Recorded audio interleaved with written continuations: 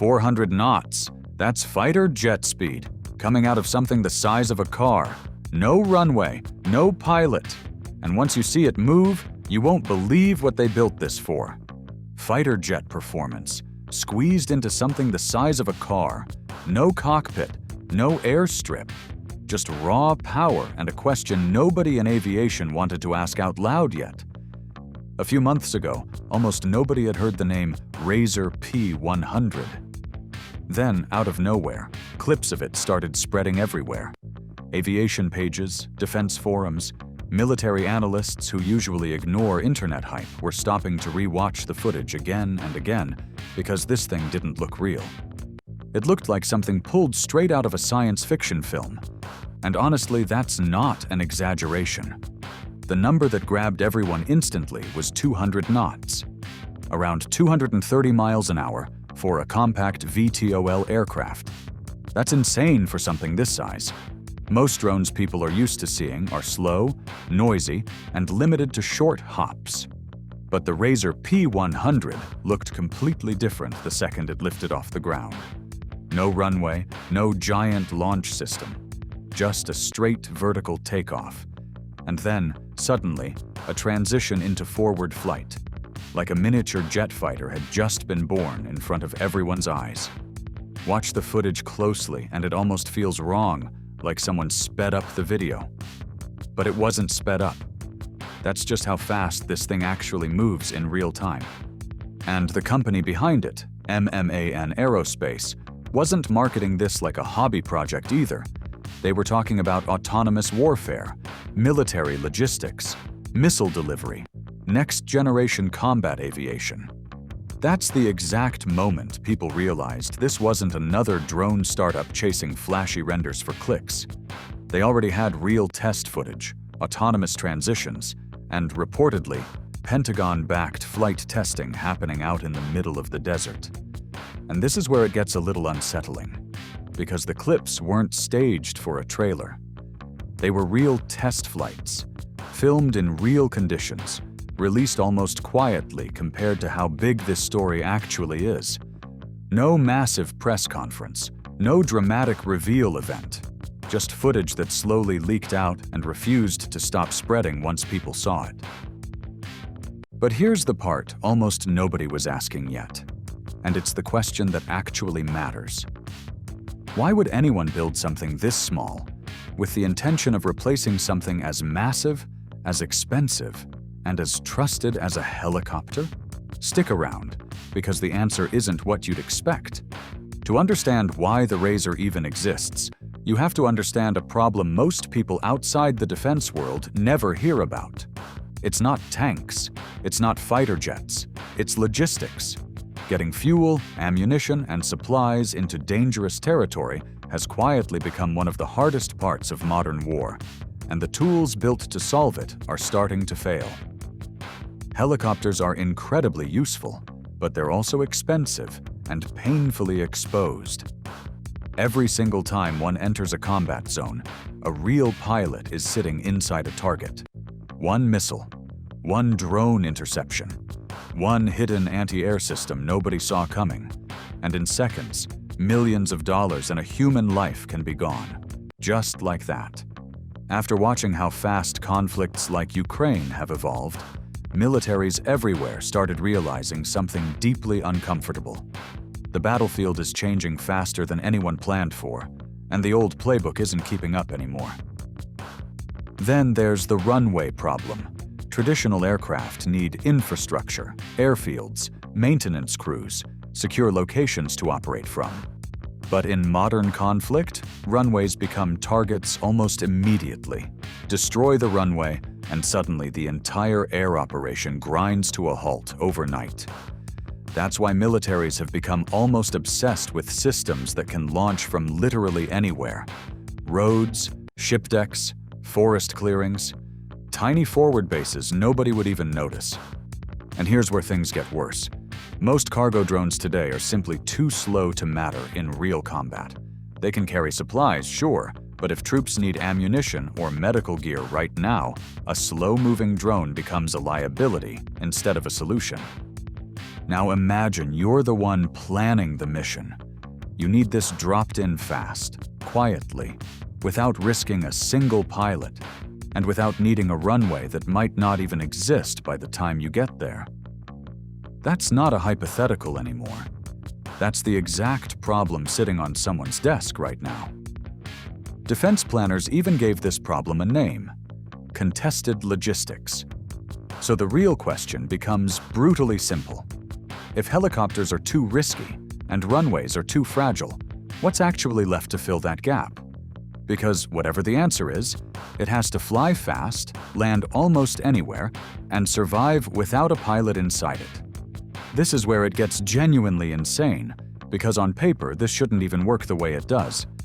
The RAZOR P100 doesn't rely on exposed spinning rotors like a normal drone. Instead, it uses jet-powered propulsion combined with something called thrust vectoring, where the engines physically shift direction mid-flight on their own. During vertical takeoff, the thrust points straight down, almost like a small rocket lifting off the ground. But once it's airborne, the engines rotate, redirecting all that power horizontally, and the entire aircraft transforms from a hovering platform into something that behaves more like a small, high-speed jet cutting through the sky. That transition, the exact moment it switches from hover to forward flight, is brutally difficult to engineer. It's the precise point where most VTOL aircraft become unstable and fail completely, tipping over or losing control in the split second between hovering and flying forward. But according to released test footage, the P100 has already been performing that transition autonomously, with no human hand guiding the stick through it. Think about how strange that actually is for a second. A machine deciding on its own exactly when and how to shift its entire flight profile mid-air, with nobody holding a controller. That's the moment most engineers watching this quietly stopped calling it a toy. Then there's the size, and this part is almost hard to believe. Reports suggest the aircraft can launch from a footprint as small as 10 feet by 10 feet. That's tiny. Rooftops, ships, remote desert outposts, even damaged combat zones suddenly become usable launch areas where a helicopter would normally struggle to even land. The aircraft itself is only around 70 to 86 inches long, depending on configuration. But maybe the real brain behind all of this isn't mechanical at all. It's Skyfield, Mayman Aerospace's autonomous operating platform, reportedly capable of managing navigation and flight control even inside GPS-denied environments, exactly where electronic warfare would normally blind a conventional aircraft completely. Combine that with compatibility for diesel, Jet A1, and JP8 fuel, and suddenly this thing feels less like an experiment, and a lot more like it was built with one very specific battlefield in mind. Every design choice, the size, the fuel, the software, starts to look intentional rather than accidental. And if the engineering really is holding up the way the footage suggests, that raises an obvious follow-up question. If a machine like this was actually possible all along, why did it take this long for someone to actually build it? At first, the RAZOR P100 looked like just another experimental defense project. Fast drone, interesting engineering, cool footage online. But then something shifted because military agencies started showing up around it, quietly, one after another. And once the Pentagon starts paying close attention to a system like this, people tend to assume one thing right away. There's probably a lot more happening behind the scenes than what's public. Reports began linking the aircraft to United States Department of Defense interest, alongside testing tied directly to the Marine Corps. And suddenly, this wasn't just aerospace hype floating around online anymore. It was starting to look like a real platform, built for real battlefield roles that actually mattered. Think about it for a second, and really sit with this one. Troops trapped somewhere dangerous, needing ammunition or medical supplies immediately. Sending a helicopter in is risky. Sending a convoy is far too slow. But a fast, autonomous aircraft that doesn't need a pilot sitting inside it changes that entire equation completely, almost overnight. Now picture being the commander making that call. Every option in front of you comes with a cost, either in time or in risk to your own people. And for the first time, there's a third option on the table that doesn't force you to choose between the two. And that's before you even get to the rest of the mission list. Surveillance, reconnaissance, drone interception, offshore naval operations. Some analysts even started openly discussing whether future versions could eventually carry precision-guided weapons, things like Hellfire or Brimstone missiles, strapped underneath. That's when the phrase cruise missile replacement started quietly circulating through defense discussions, almost as a rumor at first. But the part that actually unsettled people wasn't one single aircraft doing all of this. It was the idea of dozens of them, flying together, coordinating in real time, communicating through GPS-jammed environments without ever waiting on a direct human command to move. And that raises a question that genuinely doesn't have a comfortable answer yet. If artificial intelligence starts making battlefield decisions faster than any person could physically react to them, where exactly is the line supposed to sit? Who's actually still in control when the moment comes? This is the part defense analysts keep circling back to in interviews and reports, over and over. Not the speed, not the design, the decision-making. Because a fast aircraft is impressive. But an aircraft that can think, adapt, and coordinate with others mid-mission, without waiting for permission, that's a completely different kind of weapon, and everyone seems to sense it.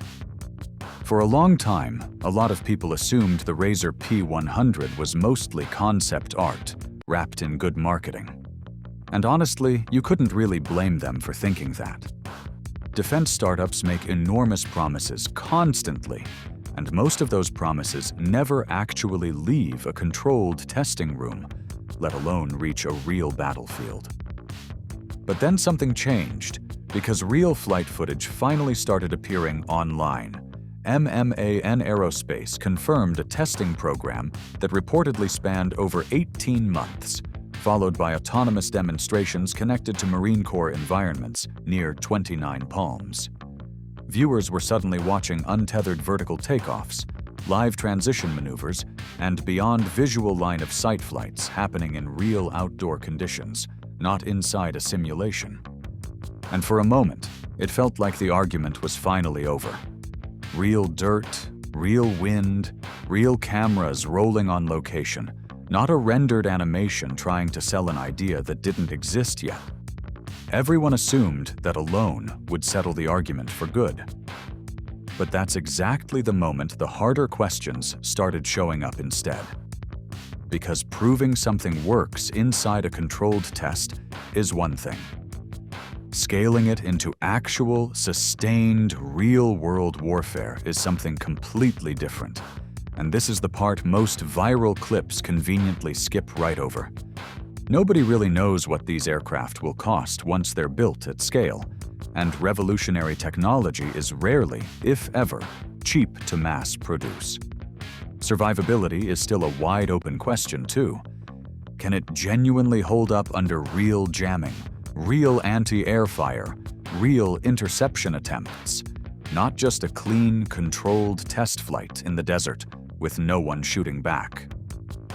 Add in fuel consumption at scale, maintenance complexity far away from any established base, and competitors like Anduril chasing the exact same goal right now, and the picture gets a lot less certain than the headlines make it sound. And underneath all of it sits the biggest question of all. How much control should artificial intelligence actually be trusted with in combat? And what happens the second communication cuts out completely, with nobody able to pull it back? Still, even the skeptics quietly admit one thing. This direction feels almost impossible to ignore now. And it might not even stop at warfare either. Imagine this same aircraft reaching a flooded town within minutes of a disaster, or reaching a sinking ship offshore before a helicopter could even get airborne. Suddenly, the same technology built for combat starts looking a lot more useful in places nobody expected. The exact same machine built to strike could just as easily become the thing that saves someone instead. And once you see it that way, this stops being just a military story. It becomes a much bigger question about where flight itself is heading next. A drone flying faster than a helicopter once sounded impossible. Now it's being tested for real missions.